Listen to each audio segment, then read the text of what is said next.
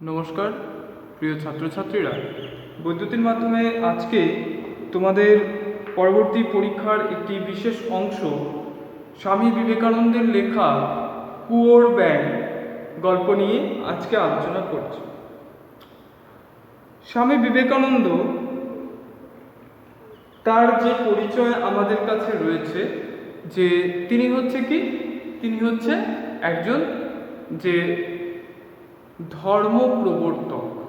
সেই ধর্ম প্রবর্তক আসলে কোন ধর্মটা হচ্ছে স্বামী বিবেকানন্দ আমাদের কাছে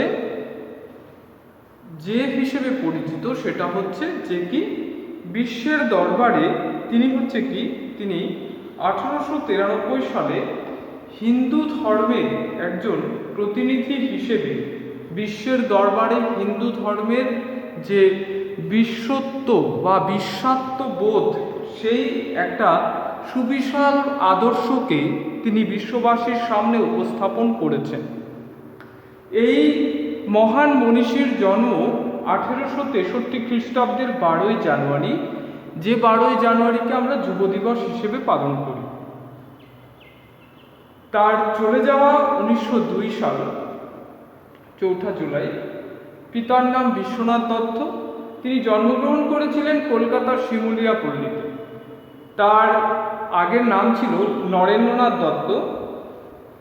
দক্ষিণেশ্বরের বিখ্যাত সাধক শ্রী রামকৃষ্ণদেবের প্রধান শিষ্য স্বামী বিবেকানন্দ ছেলেবেলা থেকেই ছিলেন এক অন্য প্রকৃতির মানুষ। এমনিতে ছিলেন ভীষণ দুরন্ত, কিন্তু ধ্যান করতে বসলে একেবারে তন্ময় হয়ে যেতেন। চারপাশে কি ঘটছে কিছুই টের পেতেন না। ছেলেবেলা থেকেই জাতপাতে বিশ্বাস করতেন না। বাবার ঘরে বিভিন্ন জাতের মানুষদের রাখা সবগুলো রূপ টেনে দেখতে চেয়েছিলেন সত্যি তাতে জাত যায় কিনা।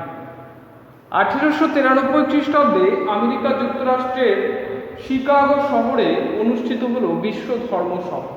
সেখানে বক্তৃতা দিয়ে বিবেকানন্দ সারা পৃথিবীর নজর কাড়লেন। 1897 খ্রিস্টাব্দের 1 মে রামকৃষ্ণ মিশন এবং 1899 খ্রিস্টাব্দে এর কেন্দ্র হিসেবে বেলুড় মঠ প্রতিষ্ঠা করেন। দেশের ছেলেমেয়েদের তিনি সুস্থ শরীর ও মনের অধিকারী হয়ে মাথা উঁচু করে চলার উপদেশ দিয়ে গেছেন।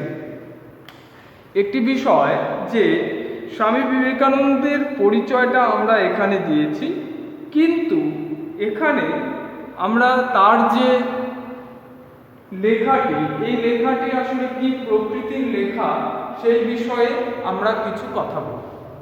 অর্থাৎ প্রত্যেকটি পর্বেই কিছু উৎস থাকে, অর্থাৎ কোথা থেকে নেওয়া হয়েছে। এই কুয়োর ব্যাঙ এটা আসলে একটা বক্তব্যধর্মী উদাহরণ। অর্থাৎ কি যে বলতে পারা যায় এটা হচ্ছে একটা দৃষ্টান্ত স্থাপন।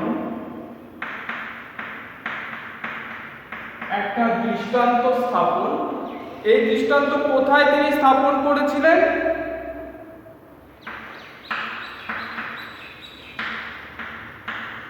শিকাগো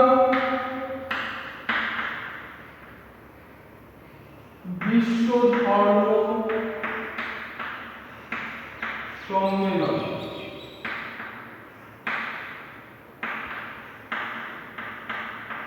শিকাগো বিশ্ব ধর্ম সম্মেলনে স্বামীজি তার এই বক্তৃতা রেখেছিলেন এবং সেখান থেকে এই কুয়োর ব্যাঙ এটা হচ্ছে একটা দৃষ্টান্ত। কি দৃষ্টান্ত? এখানে দৃষ্টান্ত হচ্ছে এটাই যে তিনি এই যে আমাদের যে বিষয়টা আমরা পড়ছি, যে গদ্যাংশটি পড়ছি, সেটা হচ্ছে একটা উদাহরণ। অর্থাৎ শিকাগো বিশ্ব ধর্ম সম্মেলনে তিনি যখন হিন্দু ধর্মের মুখপাত্র হিসেবে সেখানে হিন্দু ধর্মের আদর্শকে উপস্থাপন করছে, সেই সময় তিনি সেখানে হিন্দু ধর্মের যে মহত্ব তাকে এই কুয়োর ব্যাঙ উদাহরণের মধ্য দিয়ে বুঝিয়েছেন। কুয়োর ব্যাঙ মানে কি? যে কুয়ো আমরা সাধারণত জানি যে কুয়ো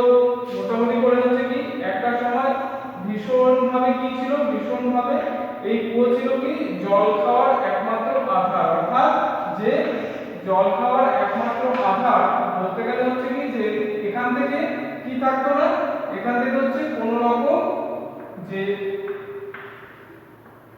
মনে করো যে এটা হচ্ছে সবচেয়ে ছোট্ট একটা জলের আধার, কিন্তু হচ্ছে যে এই কুয়োর মধ্যে পানীয় জলের জন্য একটা সময় ছিল, যে সময় এই কুয়ো ছিল মানুষের কাছে সবচেয়ে বেশি হচ্ছে নির্ভরযোগ্য জলাশয়। অর্থাৎ বাড়ির কাজ বা অন্য যে কোনো কাজের জন্য হচ্ছে কি এই কুয়োর উপরেই হচ্ছে মানুষকে নির্ভর করতে হতো। তো সেক্ষেত্রে এই যে কুয়োর উপরে নির্ভরশীলতা, এই নির্ভরশীলতা আসলে যে বিশুদ্ধ পানীয় জলের জন্য, কারণ আমরা জানি যে মোটামুটি করে ভারতবর্ষে এখনো প্রত্যেকটি জায়গায় হচ্ছে কি স্বাভাবিক জলের বন্দোবস্ত এখন পর্যন্ত হয়। তো সেক্ষেত্রে যদি বলা যায় তাহলে এই কুয়ো হচ্ছে আমাদের কাছে মানে একটা নিরাপদ আশ্রয়ের পরিস্থিতি। আমাদের যদিও হচ্ছে কি আমাদের কোচবিহার জেলায় এই কুয়োর প্রচলন এখন হচ্ছে কি মানে হাতে গোনা, অর্থাৎ কুয়ো প্রায় এখন নেই বললেই চলে, কিন্তু তবুও হচ্ছে বলা যায় কুয়োর ব্যবহারটা মোটামুটি করে যদি হচ্ছে ধরি তাহলে শিলিগুড়ি দিকে হচ্ছে কি এখনো কুয়োর বেশ হচ্ছে প্রচলন রয়েছে। তো এই যে বিষয় হচ্ছে কি এই বিষয় আসলে জলাশয়ের একটা আধার, কিন্তু জলাশয়ের আধার হলেও কুয়োর গভীরতা রয়েছে, মোটামুটি করে বেশ গভীর হয় কুয়ো, সেটা আমরা জানি। কিন্তু এখানে যে বিষয়টির উপরে স্বামীজির গুরুত্ব আরোপ সেটা হচ্ছে যে এই কুয়ো হচ্ছে আসলে শুধু এখানে তিনি জল খাবারের আধার হিসেবেই তুলনা করেননি। এই কুয়োকে স্বামীজি দেখিয়েছেন কিভাবে, এই কুয়ো আসলে হচ্ছে কুয়োর ব্যাগ, এই যে ব্যাগ একটা প্রাণী। তো কুয়োর পরিসর হচ্ছে এই এত, অর্থাৎ খুব ছোট।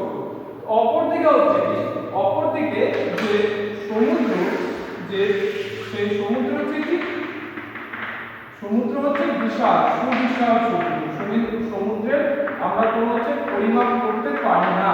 তো আনুমানিকভাবে ভৌগোলিকরা নানাভাবে হচ্ছে কি সমুদ্রের পরিমাপ করে থাকে, কিন্তু হচ্ছে কি যে সমুদ্রের পরিমাপ কিন্তু যে তার কতটা সমুদ্রের পরিধি সেটা হচ্ছে মেপে কিন্তু দেখতে পারে না। তো এইভাবে স্বামীজি আমাদের এখানে যে সমুদ্র কেমন হবে, সমুদ্রের পরিসর কি, এই বিষয়টা কিন্তু আমাদের তুলে ধরেনি। তিনি আসলে আমাদেরকে বুঝিয়ে দিয়েছেন যে সমুদ্রের ব্যাঙের সঙ্গে কুয়োর ব্যাঙের একটা তুলনা তিনি করেছেন, যে সমুদ্রের কোনো পরিসর মাপা যায় না, কিন্তু কুয়োর পরিসর আমরা বুঝতে পারি। তো মোটামুটি করে যাদের শিলিগুড়িতে যাতায়াত আছে তারা দেখতে পারবে যে অনেক বাড়িতে হচ্ছে কি এখনো কুয়োর ব্যবহারটা স্বাভাবিকভাবে রয়েছে। তো যাই হোক, এখানে স্বামীজি কি করেছেন, স্বামীজি হচ্ছে হিন্দু ধর্মের যে আদর্শ, সেই হিন্দু ধর্মের আদর্শকে প্রতিস্থাপন করতে গিয়ে তিনি হচ্ছে আমাদের এখানে একটা উদাহরণ দিয়েছেন।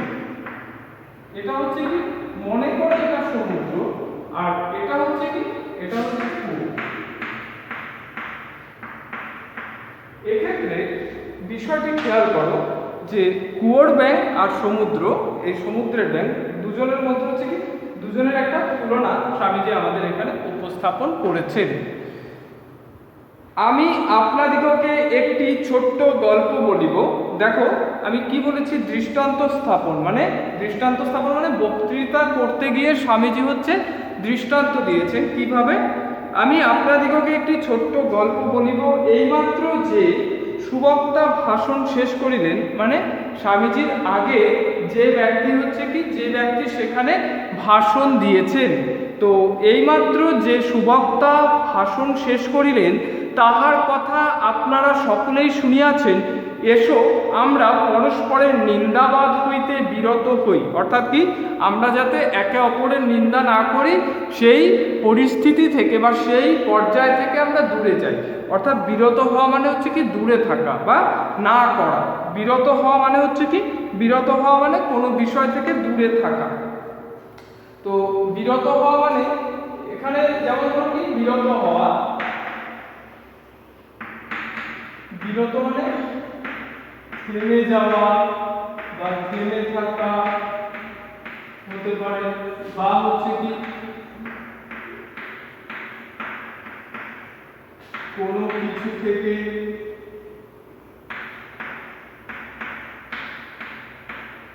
দূরে থাকা।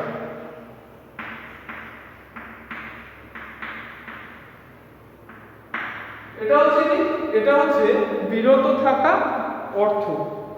তো তারা কি পরস্পরের নিন্দা করতে চান না। কি হবে, পরস্পরের নিন্দা করলে হচ্ছে কি মানুষের মধ্যে ঝামেলা হবে, ঝগড়া হবে।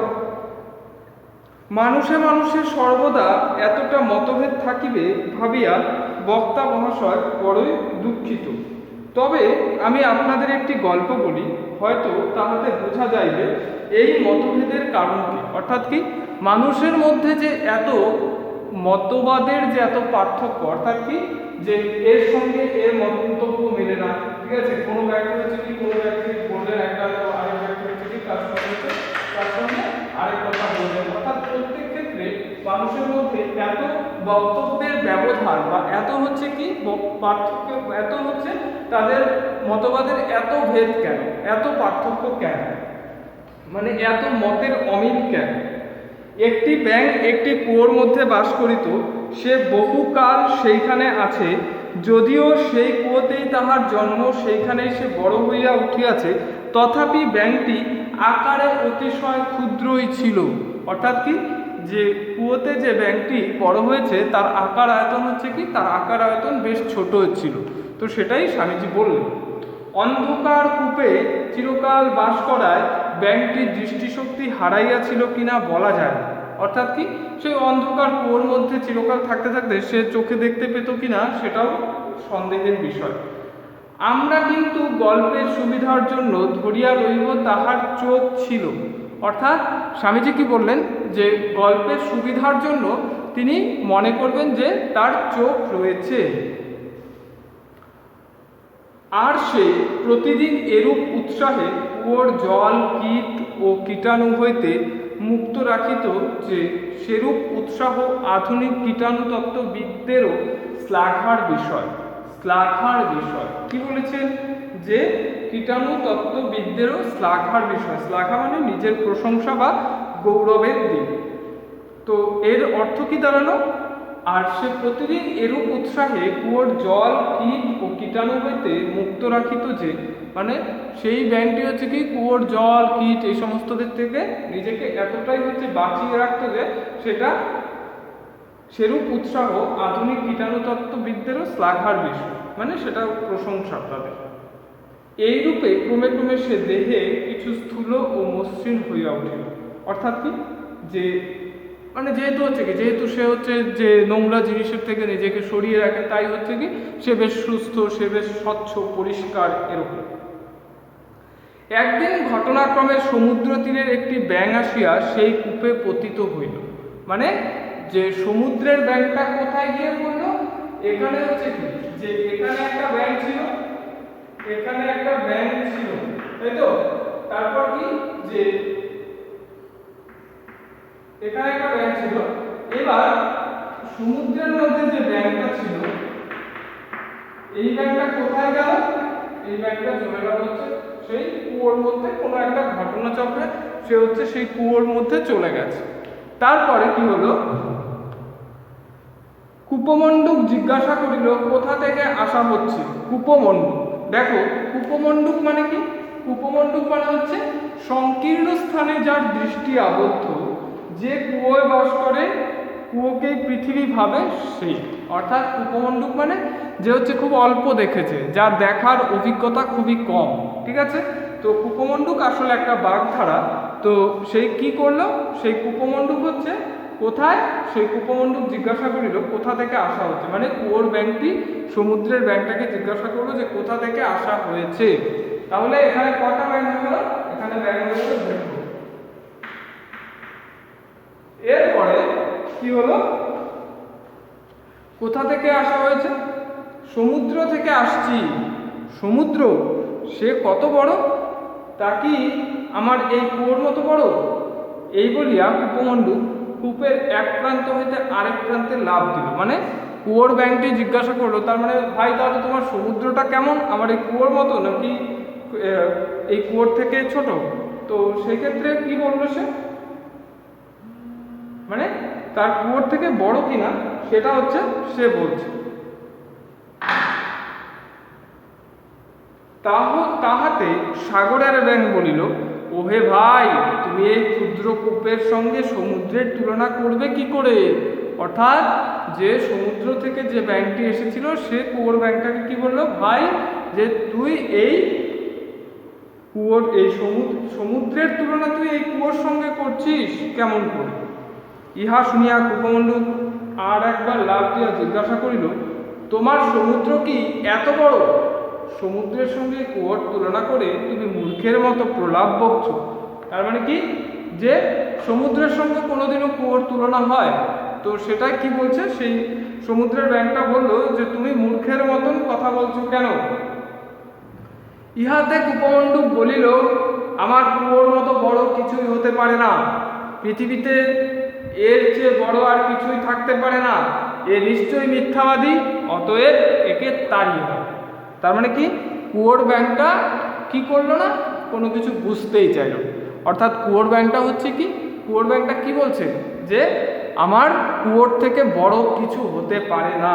সুতরাং সে কি করলো, সে সেই ব্যাঙটাকে সেখান থেকে হচ্ছে তাড়িয়ে দিল। কেন? তার মতের সঙ্গে যেহেতু অমিল হয়ে গেছে, তো সুতরাং সেখানে থাকার কোনো প্রশ্নই ওঠে না। তো তাই সে কি করবে, সে তাকে তাড়িয়ে দেবে।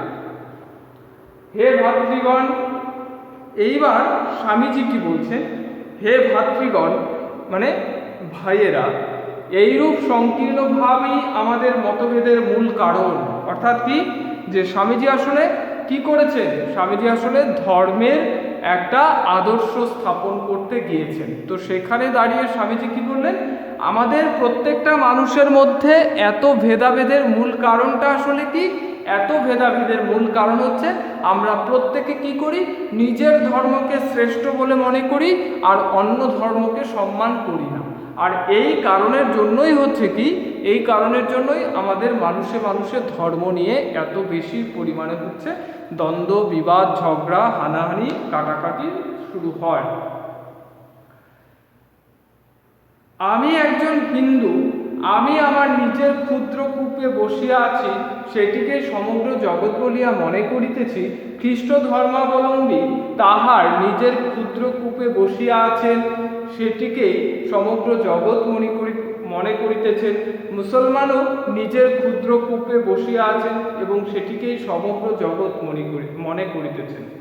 হে আমেরিকাবাসীগণ, আপনারা যে আমাদের এই ক্ষুদ্র জগৎগুলির বেড়া ভাঙিবার জন্য বিশেষ যত্নশীল হইয়াছে, সেজন্য আপনাদের ধন্যবাদ দিতে হইবে।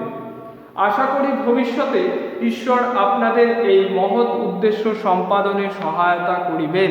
অর্থাৎ কি, যে সেই 1893 সালে শিকাগোতে যে বিশ্ব ধর্ম সম্মেলন হয়েছিল, সেখানে কিন্তু শুধুমাত্র হিন্দু ধর্মের মানুষদেরকে সেখানে ডাকা হয়নি। স্বামীজির মতো সেখানে হচ্ছে কি, সেখানে বিশ্বের যে অন্যান্য যে ধর্ম রয়েছে, খ্রিস্ট ধর্ম, মুসলিম ধর্ম, বৌদ্ধ ধর্ম, এরকম হচ্ছে কি, এরকম জৈন ধর্ম, শিখ ধর্ম, এরকম হচ্ছে কি অসংখ্য ধর্মাবলম্বী মানুষদেরকে সেখানে কি করা হয়েছে, সেখানে ডাকা হয়েছিল। আর সেই ডাকার মূল কারণটা হচ্ছে কি, সেই ডাকার মূল কারণটা হচ্ছে যে ধর্মীয় আদর্শকে, সকল ধর্মকে সম্মান করা। অর্থাৎ কি, যা নিয়ে স্বামীজি পরবর্তীকালে হচ্ছে কি, যে একটি সুন্দর আদর্শ বা সর্বধর্ম সমন্বয়, অর্থাৎ সমস্ত ধর্মের মিলিত রূপ সর্বধর্ম সমন্বয়ের আদর্শ প্রচার করেছিলেন। অর্থাৎ আমি কোনো নির্দিষ্ট একটি ধর্মকে শ্রেষ্ঠ প্রমাণ করতে গিয়েই হচ্ছে কি, এই পৃথিবীতে মানুষের মধ্যে হচ্ছে কি বিভিন্ন হানাহানি, কাটাকাটি শুরু হচ্ছে। স্বামীজি এখানে হচ্ছে কি, স্বামীজি এখানে এক সম্প্রীতির আদর্শ প্রচার করেছেন, এক হচ্ছে কি সতের আদর্শ প্রচার করেছেন, এক সুন্দর সৎ, এক গভীর আদর্শের উপস্থাপন করেছেন, যে আদর্শের মধ্যে অহিংসা থাকবে, যে আদর্শের মধ্যে মানুষের ভ্রাতৃত্বের সম্পর্ক থাকবে, ভ্রাতৃত্বের বন্ধন থাকবে, মানুষের বিপদে আপদে তার যে অসহায়তা সেই অবস্থায় পরস্পরকে সাহায্যের হাত বাড়িয়ে দেবে। এটাই হচ্ছে কি, এটাই হচ্ছে স্বামীজি বুঝিয়েছেন। আসলে কুয়োর ব্যাংক বলতে স্বামীজি কি বুঝিয়েছেন? কুয়োর ব্যাংক বলতে স্বামীজি এখানে বোঝাতে চাইছেন যে আমরা আমাদের ভাবনা চিন্তার দিক থেকে কুপমণ্ডুক হয়ে আছি, অর্থাৎ সর্বসময় হচ্ছে কি আমরা শুধুমাত্র নিজেদের ধর্মীয় আদর্শকেই হচ্ছে মহৎ মনে করছি, আর অন্যান্য ধর্মকে ক্রমশ হচ্ছে কি অবহেলা করছি, অবজ্ঞা করছি, যার কারণে হচ্ছে কি আমাদের এই নানান রকমের অস্বস্তিকর পরিস্থিতির সৃষ্টি হচ্ছে। দেখো, আমি তোমাদের যে এই পাঠ্য বিষয়টিকে খুব সহজ করেই বুঝিয়ে দিয়েছি, আর এখানে যে বিষয়টি রয়েছে সেই বিষয়ে সঠিক শব্দার্থ সমস্ত কিছুই বলে দিয়েছি। তো এর যে হচ্ছে কি এর শব্দার্থ যেগুলো রয়েছে, অর্থাৎ তোমরা দেখো তোমাদের বইতে পেজ নাম্বার 16 পেজে দেখো পাঠের মূল ভাব, শব্দার্থ আর ব্যাকরণ শেখো অংশটির মধ্যে বিশেষ কিছু কিছু অংশ রয়েছে, যে অংশগুলো হচ্ছে কি তোমাদের যে অনুশীলনীর প্রশ্ন যখন হচ্ছে সমাধান করবে তখন বিশেষভাবে কাজে লাগবে। তো আমি তোমাদের কাছে তোমাদের এই বইটির যে কোন পর্বটি হচ্ছে গুরুত্বপূর্ণ তা আমি দেখিয়ে দিচ্ছি। দেখো, আমি মার্ক করে দিয়েছি পাঠের মূল ভাব, এই অংশটি তোমরা অবশ্যই পড়বে। শব্দার্থ, ব্যাকরণ শেখো, আর হচ্ছে কি আর হচ্ছে যে সাধু ভাষায় লেখো, এই অংশগুলো হচ্ছে কি তোমাদের বিশেষভাবে প্রয়োজন। অর্থাৎ এগুলো হচ্ছে কি এগুলো তোমাদেরকে বিশেষভাবে সাহায্য করবে যখন অনুশীলনীর প্রশ্নোত্তরের মধ্যে যেগুলোকে হচ্ছে নিজে নিজে করার থাকবে, সেইগুলো ক্ষেত্রে এই যে অংশগুলি এই অংশগুলি বিশেষভাবে সাহায্য করবে। তো আমি আশা করছি তোমরা পাঠ্য বিষয়টিকে খুব সহজভাবেই বুঝতে পেরেছ। পরবর্তী ক্লাসে আবার নতুন বিষয় নিয়ে আলোচনা করব। আজকের আলোচনা এখানে সমাপ্ত। ধন্যবাদ।